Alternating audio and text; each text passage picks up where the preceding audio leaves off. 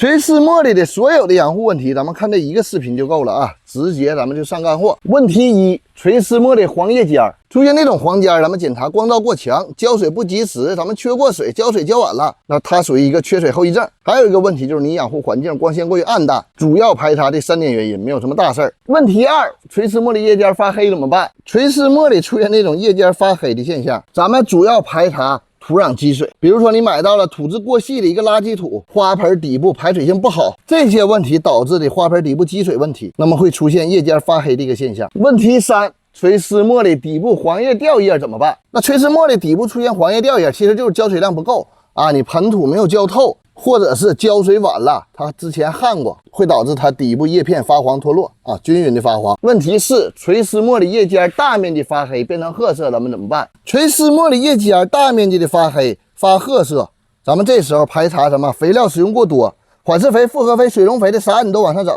或者是咱们用的未完全发酵腐熟的这个有机肥，比如羊粪、牛粪导致的这个2次发酵烧苗。那么解决方法一般就是大水去冲洗这个土壤，再有就是给它去换一个土啊，或者是咱们适量的可以用点激素，比如说云台素是吧？但是使用激素的时候，咱们要慎重一些啊。问题5：垂丝茉莉吸水吗？垂丝茉莉它是吸水的啊，咱们平时浇水一般咱们盆面的土壤稍微变色，或者是你摸盆面，它大概是衣服甩干的那个湿度，咱们就要给它浇水。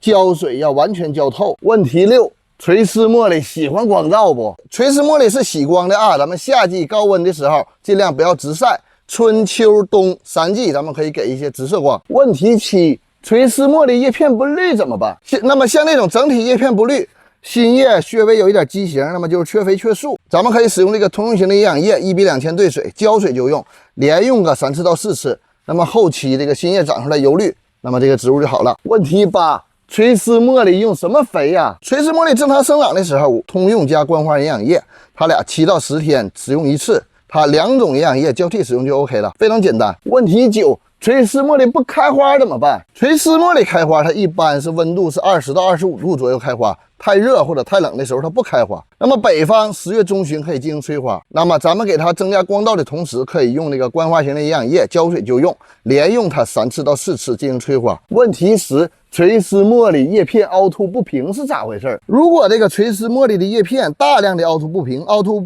不平这个比较明显，比较鼓包，那么这个就是氮肥使用过多，咱们应该减少氮肥的使用，咱们多浇清水去冲洗土壤，那么后期它新长出来叶片它就好了。问题11：垂丝茉莉什么时候换盆？用什么土？季节？垂丝茉莉2个换盆季节啊，一个是春季，花开败了以后进行换盆，那么另外一个可以在秋季9月份左右换盆。那咱们换土必须是这个保水又透气的重沙沙火土。问题12：你别忘了点赞关注啊！